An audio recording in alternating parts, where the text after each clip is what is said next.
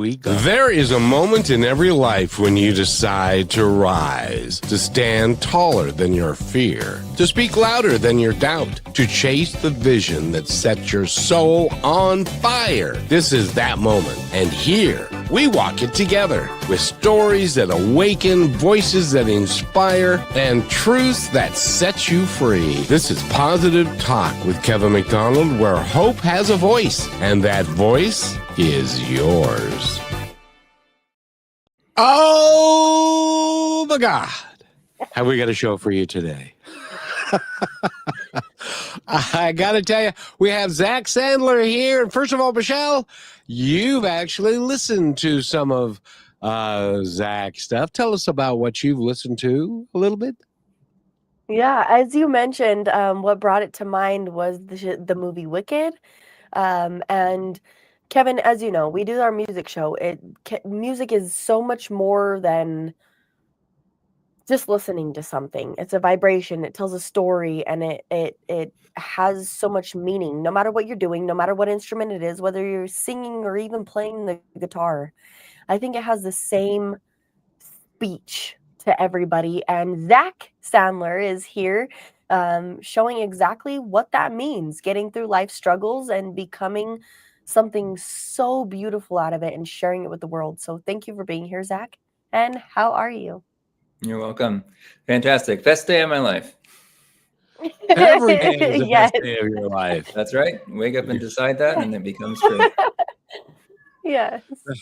He's been listening to a positive show of some kind or another. Which one? Yes. And I asked Zak, because his last name is Sandler. I said, "You don't have a brother named Adam, do you?" And he said, "Yeah, he's my less funny cousin." And I said, "Really?" And he said, "No." Oh. See, it worked. It did. It did. We'll consider it to be the same. That's okay. Yeah, very good. And we want to talk about your Patreon page and where people can access that and access your music. But first, we need to talk about your story and the fact that I don't know. People accuse me of having mental illness all the time, but there are some things that we all go through in life, and one of them that you've gone through. Tell us your story a little bit, Zak. Yeah, absolutely. For many years, I actually did not refer to it as an illness for myself, nor did I use the word disorder. And I've come to a place where I can see why and use it, but I'll get to that. So it began in college. Before then, I'd had no sort of sign of anything being different.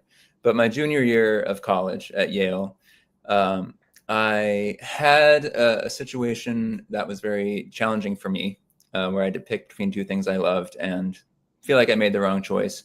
And I became depressed pretty quickly. I felt really, first it was sad, and then it became deeper and deeper. It was as though, not that there was tears in my eyes, but more so that there were waterfalls behind them.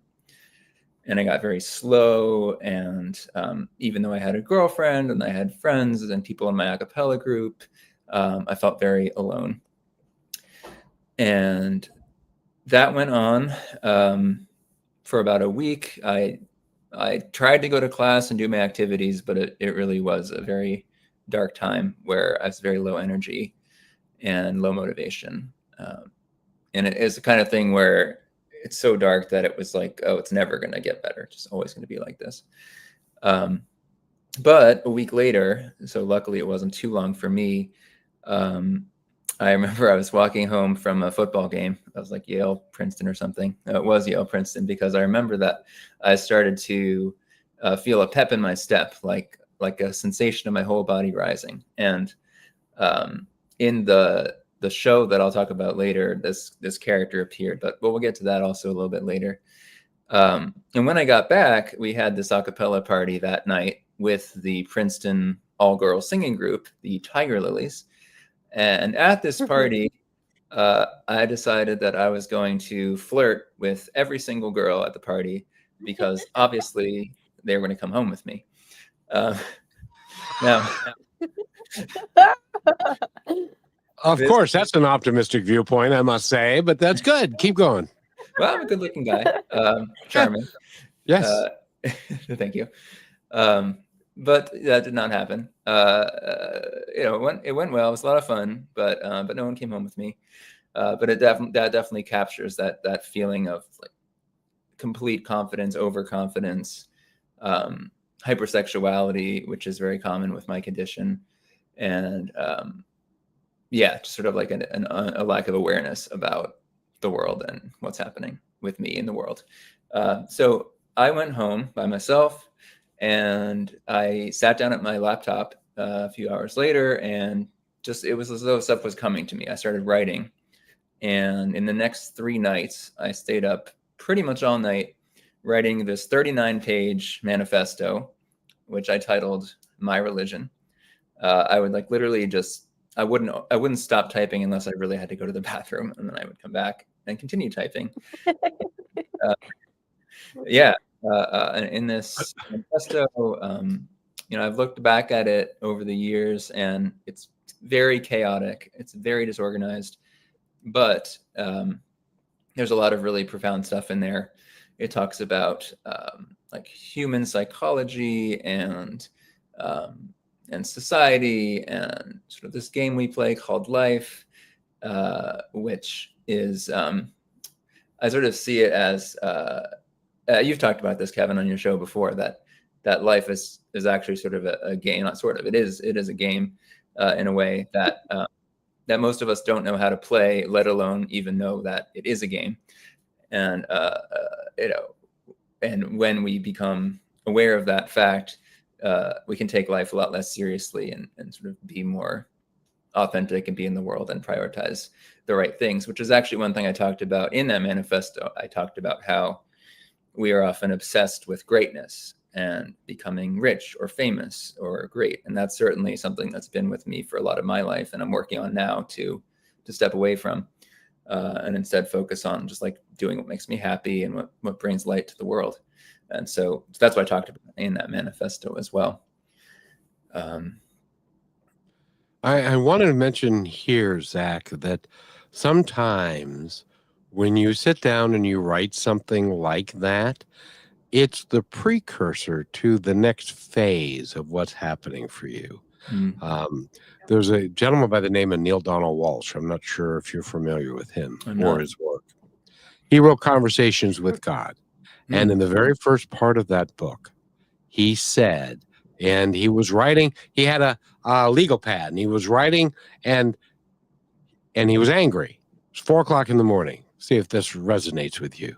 It was 4:00 in the morning, and he started writing, and he was saying, "Tell me, I don't understand. How does life work? How do I make it work? Tell me, and I'll do it. I just don't understand how to make life work." And he heard a voice that says, "Are you venting, or do you want answers to these?" That led to Conversations with God, book 1, that was on the New York Times bestseller list for 250 weeks. Wow. It was the #1 bestseller. So it was on there. How long is 250 weeks? Let's see there. 52, that's 5 years. Right. It was on the bestseller list.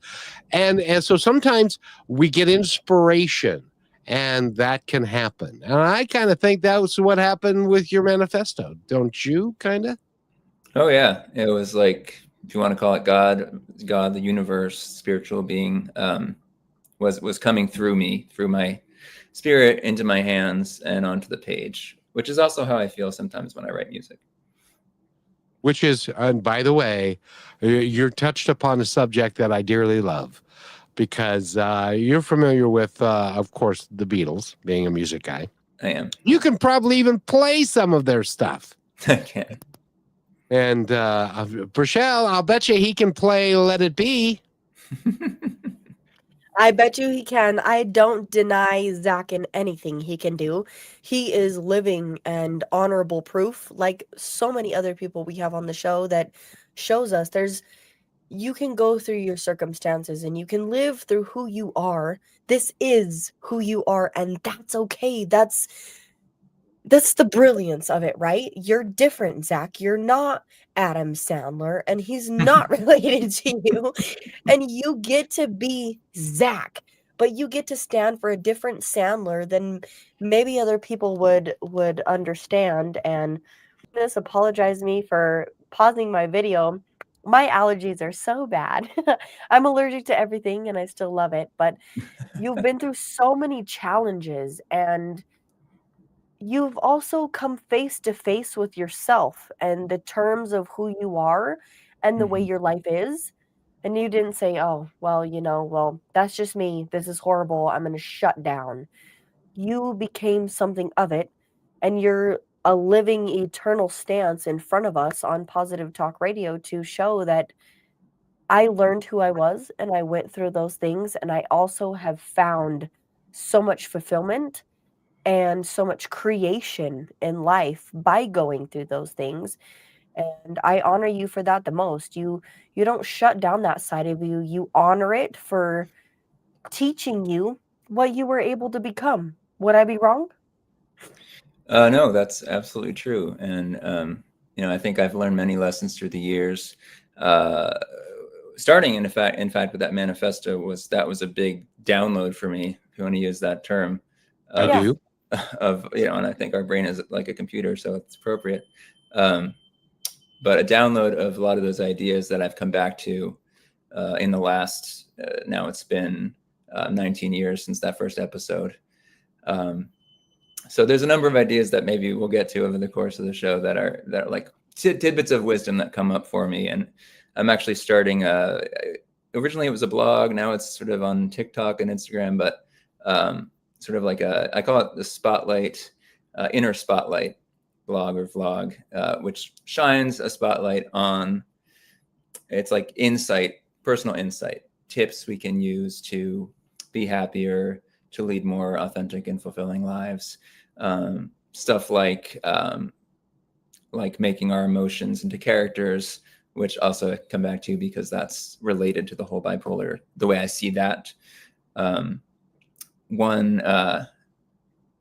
very recent one is, you're your own best friend. And that's like a thing that I've known sort of for a while, but I finally like felt it in my body. It first came up several months ago when I've only literally heard one voice talking to me, like hallucinating one time, but this was kind of like that. And I heard somebody saying to me, I love you.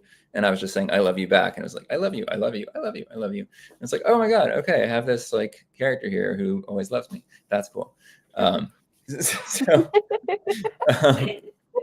so now I can say, you can't see my stomach, but I'll like sort of pat the right side of my stomach. And that's where my best friend physically lives in my body. And when I remember that, I can say, oh, I'm with my best friend all day, every day. So I can be happy because I'm with him. Yeah. Well, and you are happy. Would you consider yourself, even though you got bipolar, would you consider yourself a happy individual most of the time?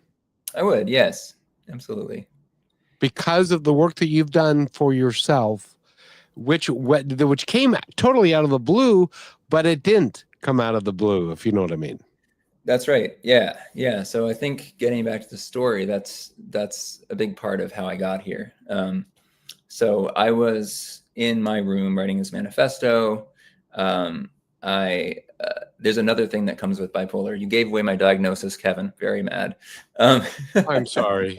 It's okay. In the show, it's a surprise. But anyway, another thing that can come with that is paranoia. So I had this conviction that people wanted to stop me from solving the universe. That was the whole point of my manifesto, was actually to like reduce the universe to a single point.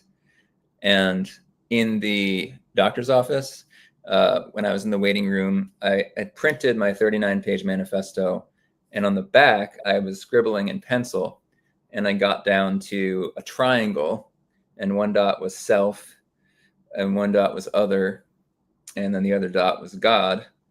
And I was like, okay, well, self and other are the same thing, because to someone else I'm a self, but to them they're an other. And then God is actually both, because God is self and other. And there you go. We're at one point. That's actually, that's actually brilliant. It is. Because at the end of the day, we were all one, and Yeah. we're all part of the same structure and the same energy. And so, from that one point, think about this: from that one point, the entire universe was created. Think about right. how that played out. So you were brilliant. You were given the beginnings of the universe, all in a manifesto that you showed it to the doctor, and he said, "Well, I got medication here for you." Because, Well, so actually, what happened was, I was, as a lot of people in these psychotic states are, I was terrified that many people wanted to prevent me from accomplishing my goal of solving the universe. And so I actually mistakenly called campus police on my roommate because he was like walking outside drunk with a bunch of people at 4 a.m. And this might sound racist, but they were speaking in Spanish, and that was rare in that area. So I was like, oh my God, they're coming to try to kill me. So I called campus police. But after 3 nights of this, there was one night where I called my parents. That my parents are mental health professionals, and I was telling them about this apple and how it's so profound, and they knew something was wrong. So they came up through the night, and they took me to the doctor in the morning, school psychiatrist. As I mentioned, I was finishing my proof in the waiting room, and I was in this state of, oh my God, I'm like so creative. This is the most creative I've ever been. This is the most productive I've ever been. Hyperproductivity comes with bipolar as well. And creativity, not just like artistic creativity, but also because I've tried writing music while I'm manic and it's terrible. But like seeing big connections between things that most people would not see the connection between is a huge benefit, I would say, of bipolar. Well, and Rochelle, go ahead. No, we need to take a quick break. I'm going to keep us on track, damn it, because I want this show to be perfect. I'm not controlling anything, so don't hold me to that.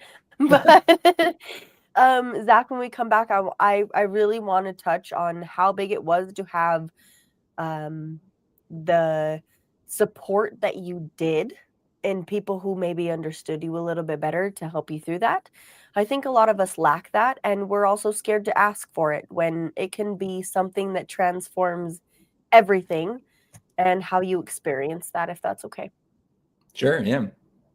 Okay. And the other thing I'd like to touch on is that a lot of people in the past, before this became a thing, there was a lot of really creative people who came up with some really unique ideas that in today's world, they might say, oh, no, he was having an hallucination or she was having this or whatever.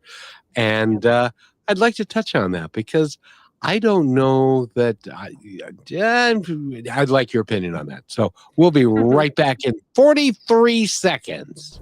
Love, war, and freedom collide in The Girl of Many Crowns. Judith of Francia's story will take you from the heart of royal courts to the chaos of Viking invasions. It's a tale of resilience and courage that proves history is not just written by kings, but by women who dared to choose their own path. The Girl of Many Crowns is available now on Amazon Books, Kindle, Amazon Audiobooks, Barnes & Noble, Kobo, and Book Baby Bookshop. Don't just read history, experience it. Order your copy today. And welcome back to Positive Talk. Priscilla is here and Zak Sandler is here, and he not only does what he does, but he's also a podcaster, and he also did a TED Talk, which I haven't been able to do. I want to send Rochelle to do a TED Talk. How do we get that done, Zach? Yeah, I mean, the story was pretty wacky, but just to first address your point about sort of famous people from the past with bipolar. I mean, Alexander Hamilton of the famous musical was most likely bipolar.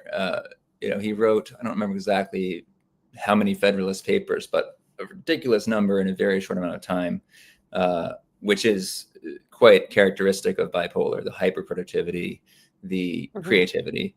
And I mean, I could go on for hours probably listing people, whether it's Catherine Zeta-Jones or Van Gogh was schizophrenic, but there's a lot of folks there if you look it up.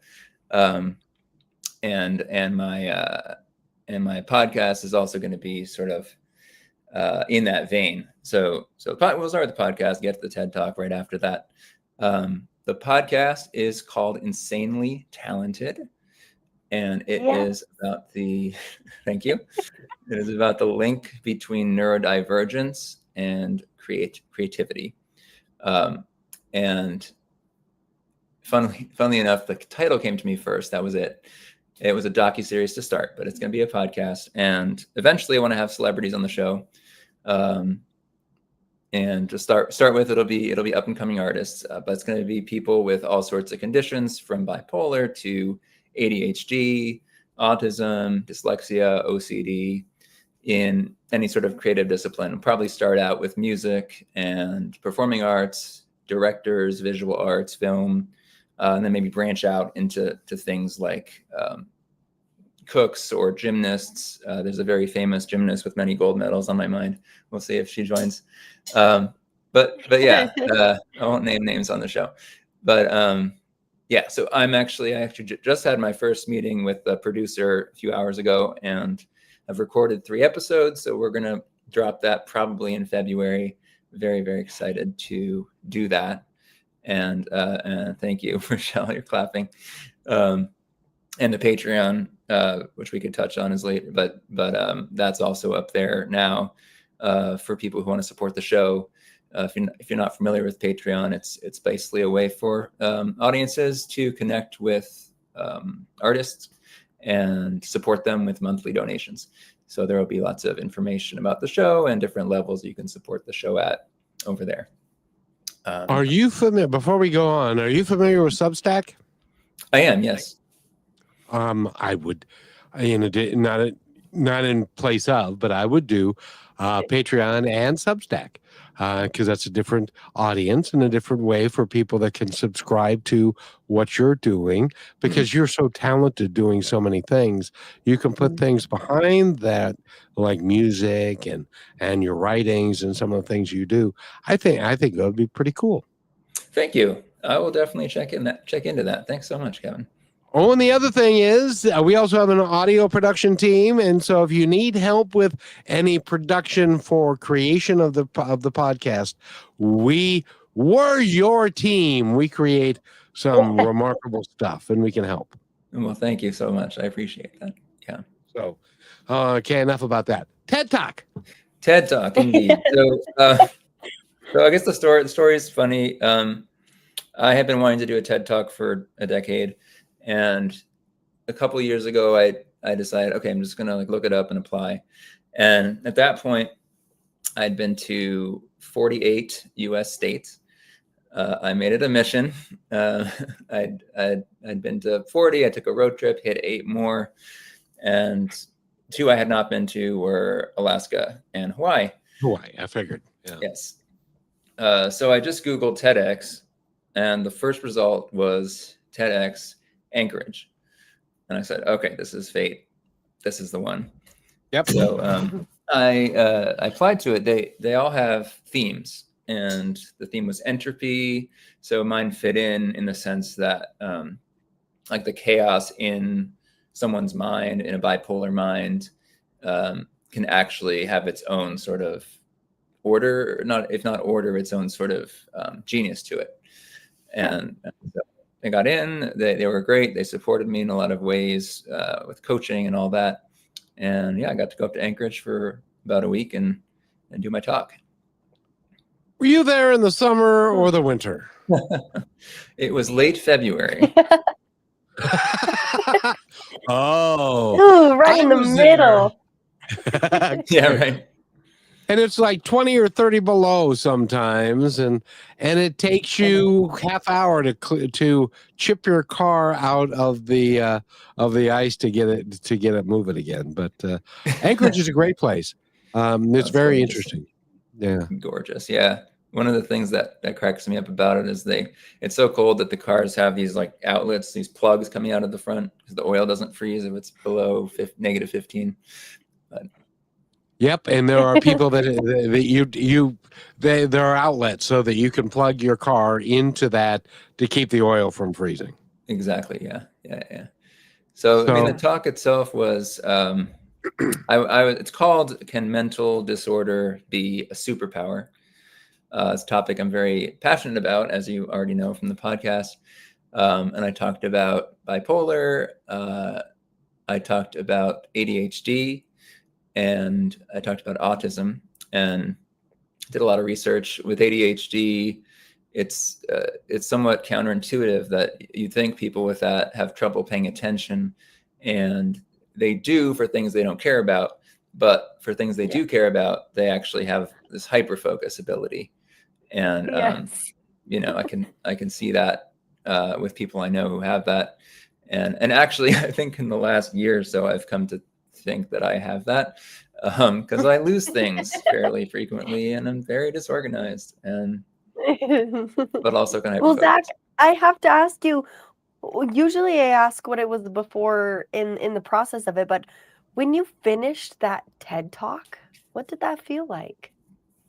Oh my God, I felt very free. That was probably from the anxiety. I was like, yes, I did it. It's done. It's out there. I also felt very proud of myself and very joyful. And I mean, as a performer, there's some, I know this is the ego coming into play, but there's always some, at least in that state, there's that, when somebody's giving you applause or recognition, judgment, right? It feels really nice. Yeah. Well, and it's just a validation that what you did, they appreciated. And so it isn't really an ego thing. It's a I did a good job, and thank you for acknowledging that.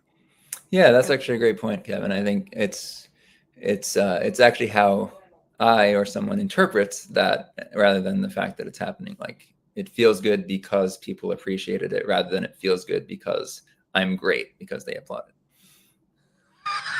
Well, that's fair.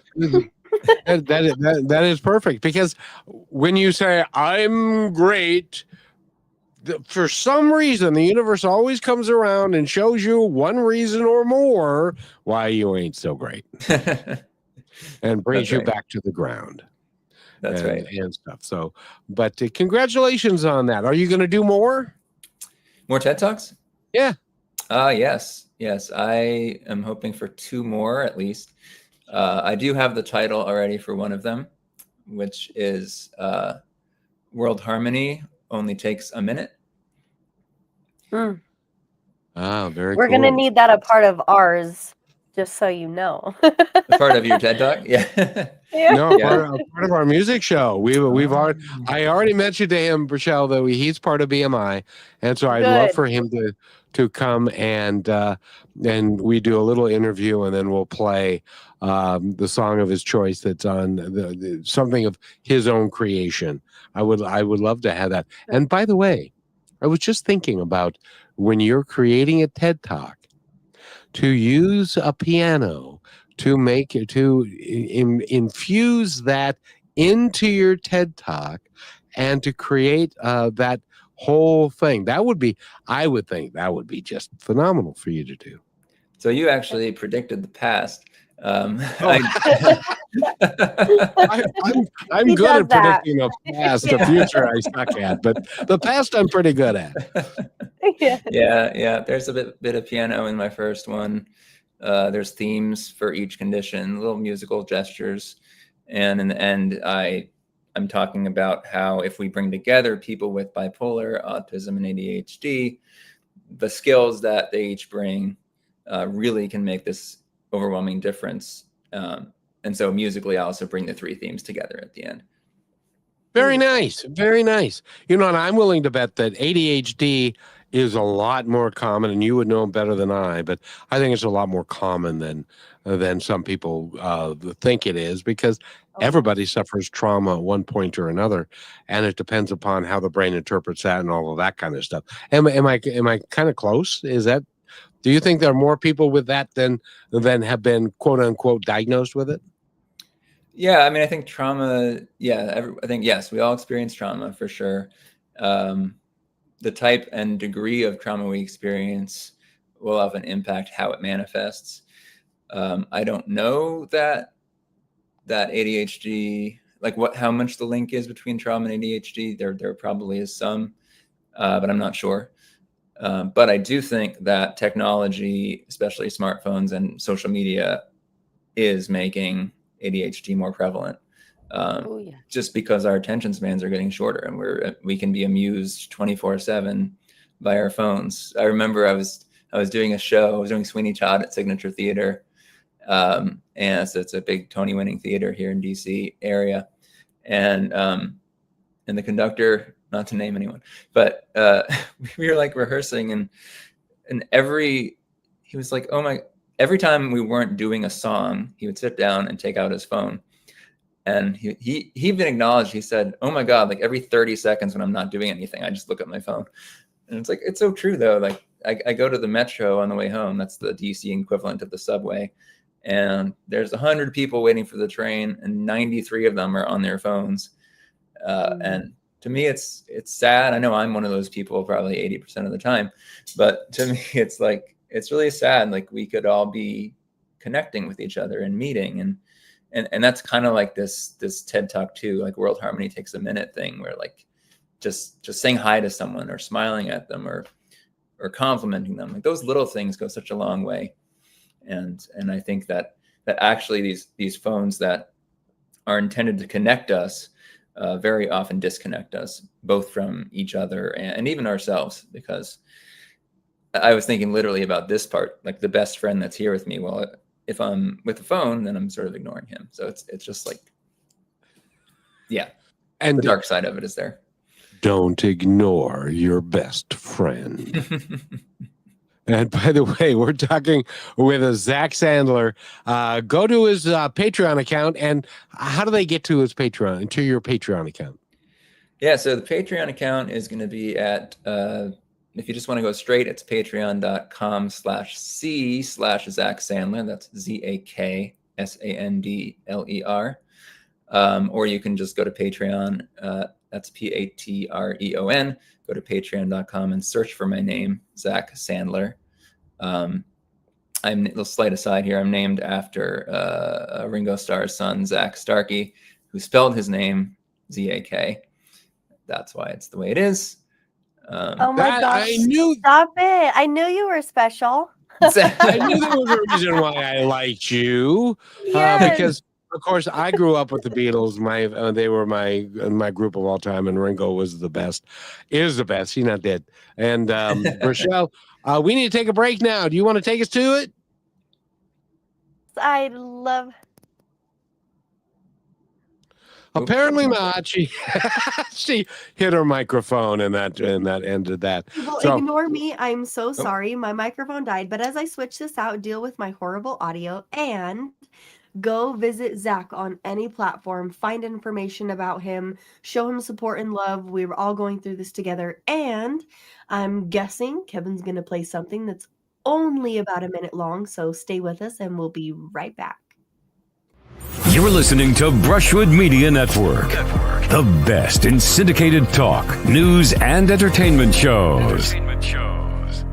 Are you looking for your daily dose of inspiration? Stay connected to all your favorite shows, music, and news with the Brushwood Media Network app. From Positive Talk Radio to Greatest Vibes Unplugged and so many more uplifting voices around the world, everything you need is right in one place. It's easy to use, too. Always available and designed to keep you inspired 24 hours a day. Go to brushwoodmedianetwork.com and download the app, and you will always have Brushwood Media available on your smartphone. Download it now and make inspiration and music and conversation part of your everyday.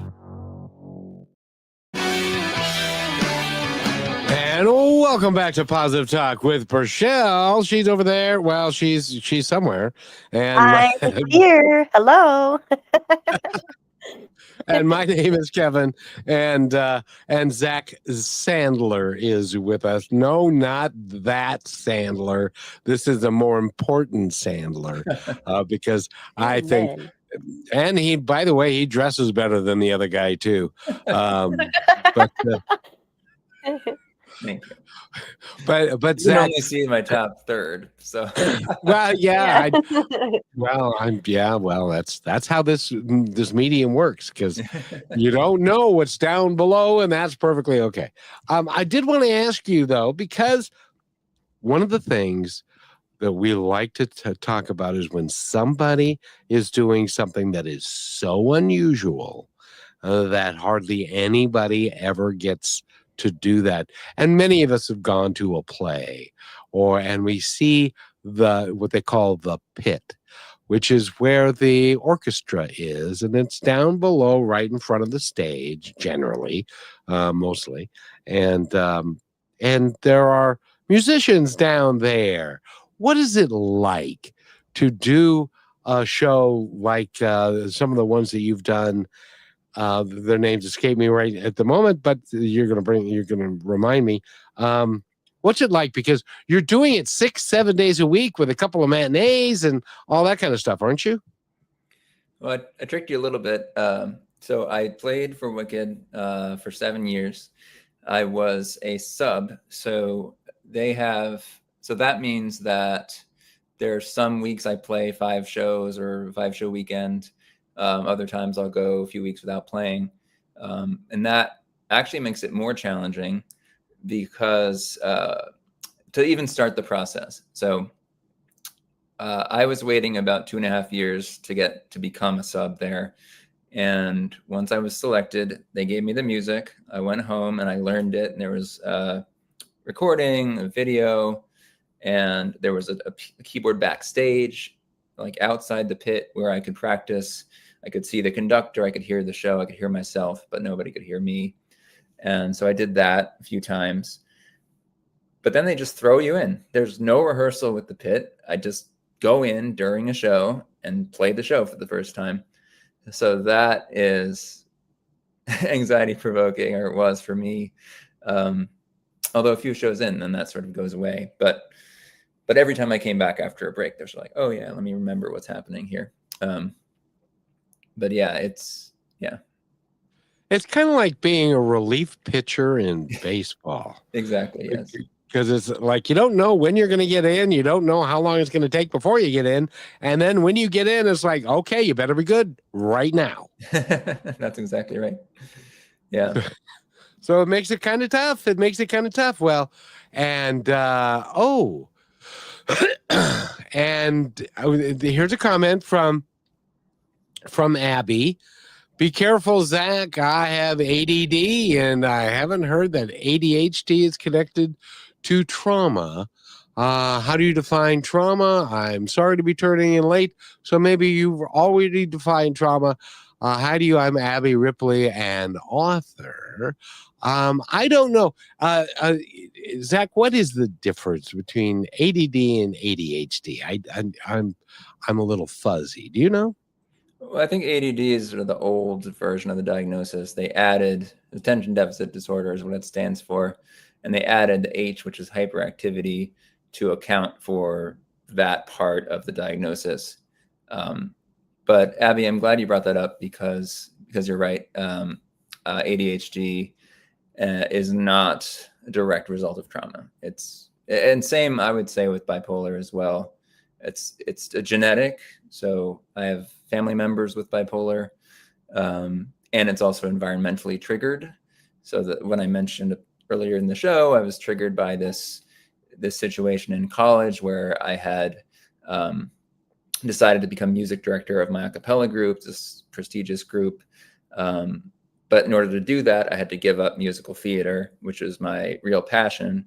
And so I selected that, and I came to realize that it was the wrong choice for me. And that was the environmental trigger for the depression. And then the mania was like a response to that. It was like a voice saying, well, this sucks. Like, let's try something different. So thank you for bringing that up, Abby. Well, and help me get educated here, because, by the way, he went to Yale, so he went to that's a hoity-toity school. That's a really cool place to be, and I imagine that was hard to get into too. But I wanted to ask you, because I thought ADHD was kind of like, they used to call it shell shocked, and then military people get it from if they've been like in Iraq, or is that something else? That, Michelle, do you know? Am I losing my mind again? No, well, hey, I hate to break it to you, Kevin. I think we're all losing our minds, and that's how we fall together. Is we lose it all, and we have to pick up the pieces. And I don't agree with you at all. My grandfather was a Navy SEAL and a medic, and he talked about these same concepts of how can you go through things that bring these to the surface without having the recognition of them. People can tell you things, right, as we do when we're young, but we don't understand it the same because we don't have the recognition. Did you have somebody to help you recognize those things, Zach, so that you could maybe understand yourself a little bit better, so it wasn't labeling yourself? It was just, I love how you phrase it as a gift that you had. Yeah, recognition is key. Being aware of call them symptoms, and knowing like when to be careful when things are spinning into manic, the thoughts are getting too fast or too big. But but what you're talking about, Kevin, with soldiers and all that, that's PTSD. That's I was going to say, a little more of the PTSD side of it, but it can all, don't you think, Zach, that maybe how we had our comment of Abby and the ADD and the ADHD and the PTSD, if it's not brought to the surface and understood and dealt with, it can maybe lead into other things that then we have to deal with. Would you agree with that? So are you saying like trauma can result from these mental health conditions that then adds up? Yes. I mean, if you don't understand it and you don't deal with it, then it later causes what we would assume as problems within ourselves that may actually become gifts to help us understand ourselves and what we've been through, type of thing. Mm-hmm. Yeah. Unhealed, uninvestigated trauma, unhealed pain just makes things worse. They can get worse and worse till things finally bubble up and explode. Right. So that's the importance. But then if you have the recognition, it all comes to a place of peace because you have an understanding of yourself and why you do the things you do and why you've created the atmosphere around you. And then you have control to change that as well. Yes. Yeah, I totally agree. Mm-hmm.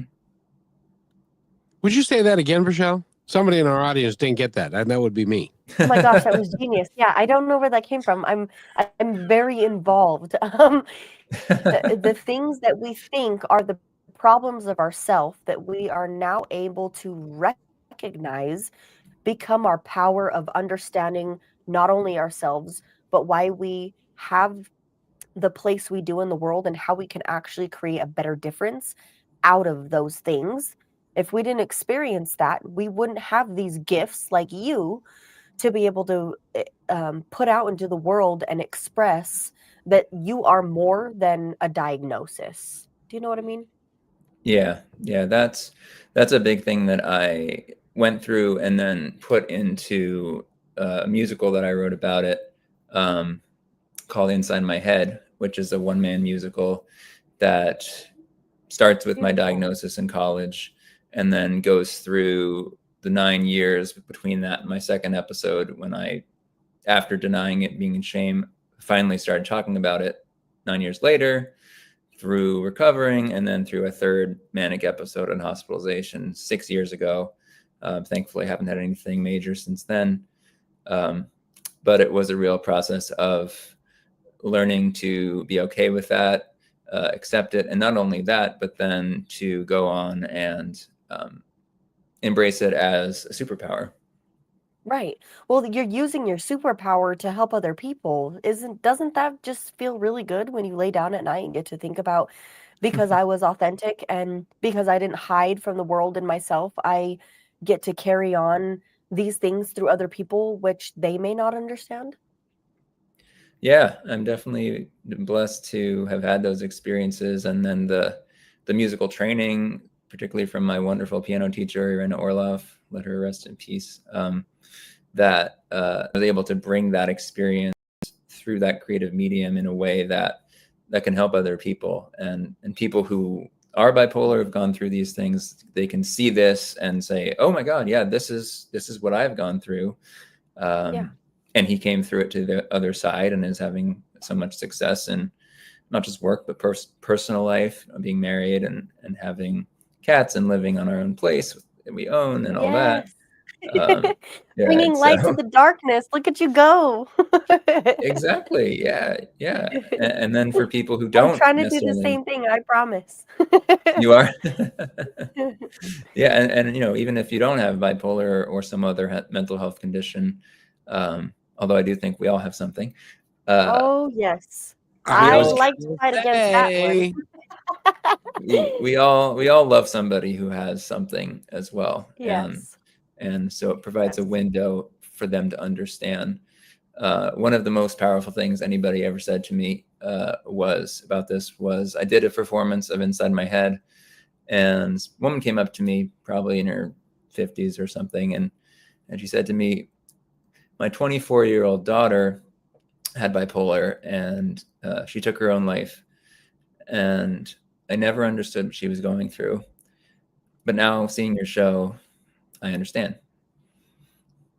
that's a Oh, powerful, goodness. powerful moment in time. Mm-hmm. Yeah. That's really And cool. you We're created talking it. with You existing is the reason that was available. Right. Yeah. that has to feel good. And when we return from this last break, this is, by the way, a brand new piece. I'm very happy with it. Rochelle even likes it. Isn't that pretty amazing? Rochelle? Yes, Kevin, everything we do is amazing. That's kind of the whole reason I'm here. And we'll be right back in a minute and 14 seconds. For way too long, we've allowed shadows to dictate our steps. Our clamor of division, the whisper of fear, and the harsh grip of hate. They've tried to define us. But this is our moment of truth. We remember who we truly are. Not just separate islands, but a vast ocean of shared humanity. We declare our independence from the narratives that have pulled us apart. We choose curiosity over judgment, empathy over indifference, understanding over accusation. This isn't about ignoring our differences. It's about celebrating the strength woven into our tapestry. It's about remembering that progress isn't built on exclusion, but on common ground. So let the banners of kindness fly high. Let the anthem of unity ring out. This is our declaration, our independence from what limits us, our freedom to truly connect. Because together we are stronger. And together we are free. And this declaration is brought to you by Positive Talk Radio. And welcome back to the show, everybody. Zach, what did you think of that piece? I loved it. And especially because it brings up a very important thing for me, or that I see is very important in this world, which is the light versus the dark. And yes, you could talk about that as mania and depression, the light and the dark, and like love versus fear. I want to frame it as our intuition, which is like the light, and the thing that wants to throw us off from that, which I called Charlie for a long time for myself. You can call it the trickster. You could call it the dark. You could call it chaos. or you could call it an idol. And to get into that, so I see that we all have human forms, like little Zak, and then we have our spiritual form, like big Zak. And big Zak knows everything about me, what's right for me, what's wrong for me, what's my future, possible future, etc. And that's my intuition. The part that's trying to throw us off, the dark, the chaos, Charlie, has many tricks. And the tricks could be things like the ego getting in the way, getting stuck in thought, rumination, perfectionism, and even depression and mania I see as tricks to throw me off. Because I think bipolar is a superpower, and that's a result of the structure and function of my brain, the way it is made, the bipolar brain. But when it goes too far, either to the depressive end or the manic end, then it becomes debilitating, and I can't live my life or contribute or really do anything. Even though manic can be fun, it's really bad in the long run. It's not happy. It just ends up feeling bad. So I don't recommend it to anyone, actually. Hypomania is better. Like, you can be in that sort of like slightly more productive mode. But bottom line is that's a trick. And so I've come to understand over the last 16 years that that actually going into those directions too far is actually pretty dangerous, because the more you have manic episodes, the more it burns out that circuitry, and the more likely it is to have another episode. Your memory, your cognitive functions can all decline. So resist the darkness, and recognizing when the dark is happening and choosing to follow your intuition, I think is so key. And that also then applies to what you had in that piece you just showed of togetherness and following the light, which is also called love, and not following the dark, which is also called fear, which I think is the opposite of love, is fear. That's exactly true. That's exactly right. And that was the intention, because I've always, for years, have thought about hate, division, and fear as something to be eradicated, because it doesn't do anyone any good. And but I wanted to ask you as well, because you've looked into all of these things at pretty in depth, are you able to understand and control when those things begin to manifest themselves and avoid them? Or are you able to do that now? Pretty well, yeah. So with mania, usually shows up as quickly building thoughts that are very rapid and often bigger. So like thinking about us being in a play, and the aliens, the supercomputers who created us, watching the play, and here I am on stage, like that got me into that manic place fairly recently. Yeah, something like that. So I have a medication I'll take when that comes up. That's called Zyprexa. It's an antipsychotic. And I also have strategies to disengage. Like, if I'm with my wife, I'll tell her I'm feeling that way, and she'll help me ground, either paying attention to my five senses, or just disconnecting from the thoughts, doing something else, distraction. So that actually works pretty well.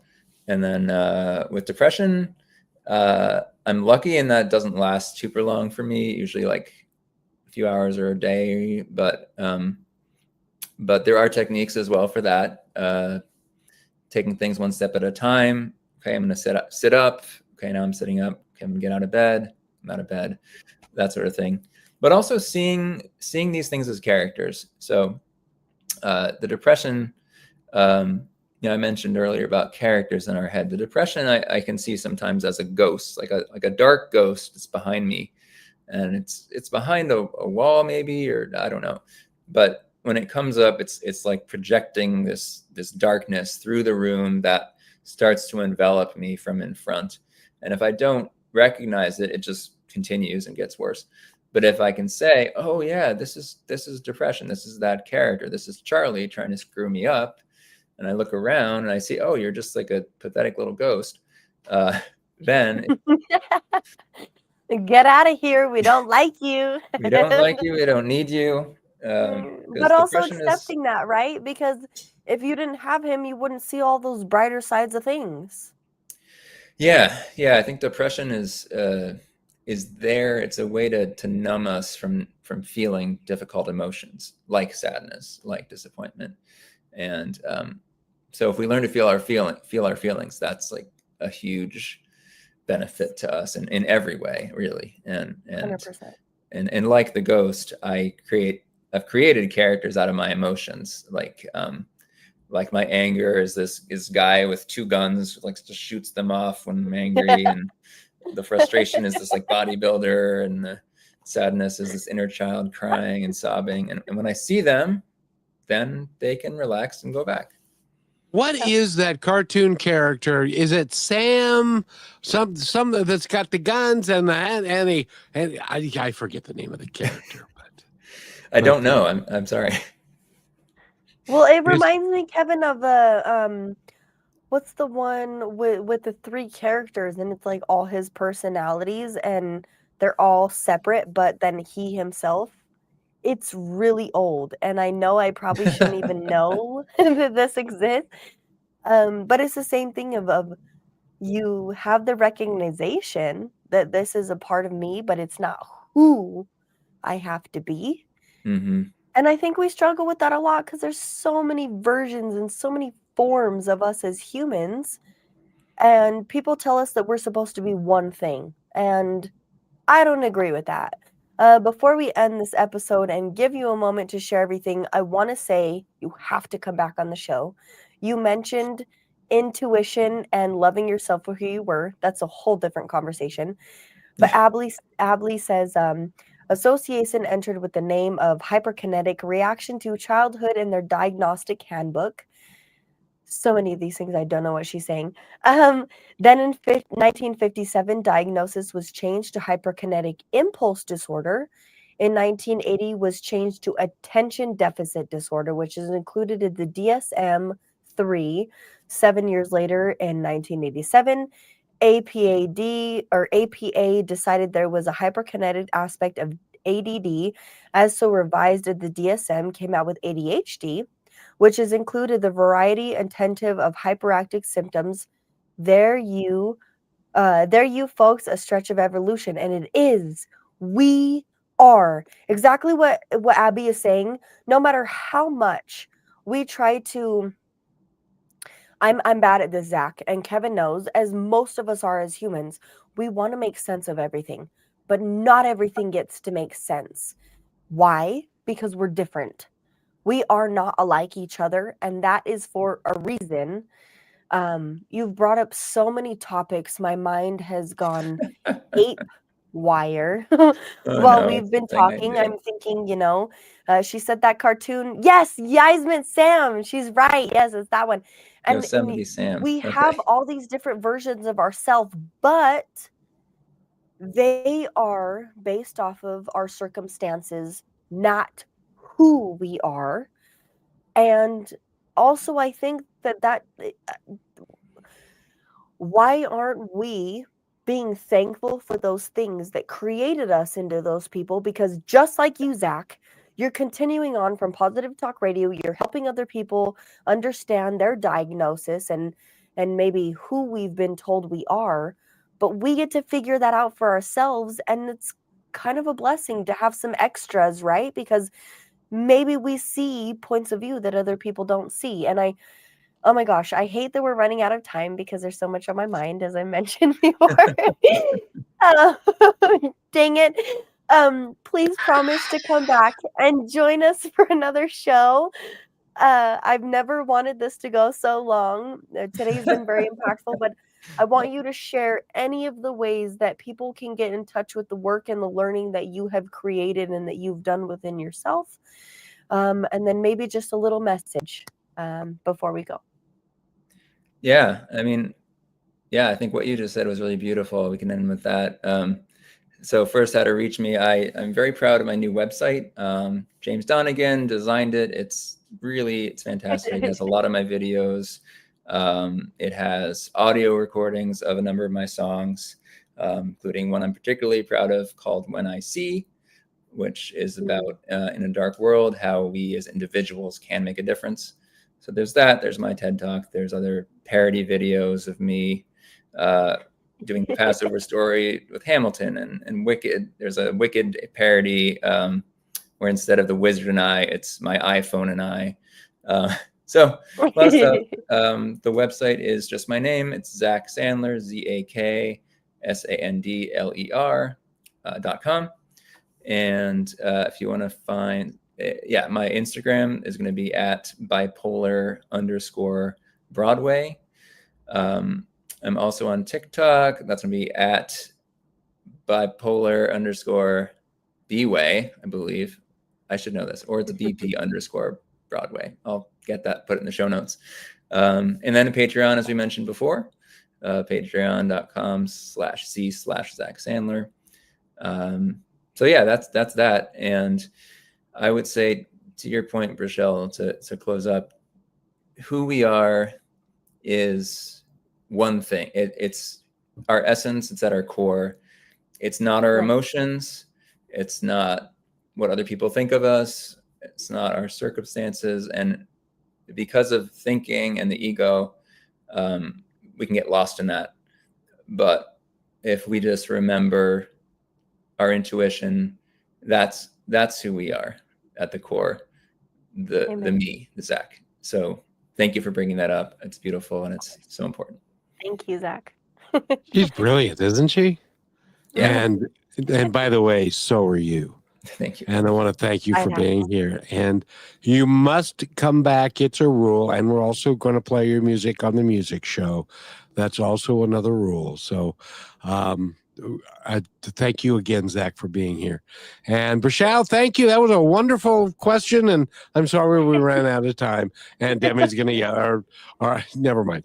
And we'll be back next time with Positive Talk. Thank you for being part of Positive Talk with Kevin McDonald, where stories inspire and voices remind us of what truly matters. May today's conversation give you hope, courage, and a reason to keep moving forward. And just remember, till next time, be kind to one another because each other's all we've got.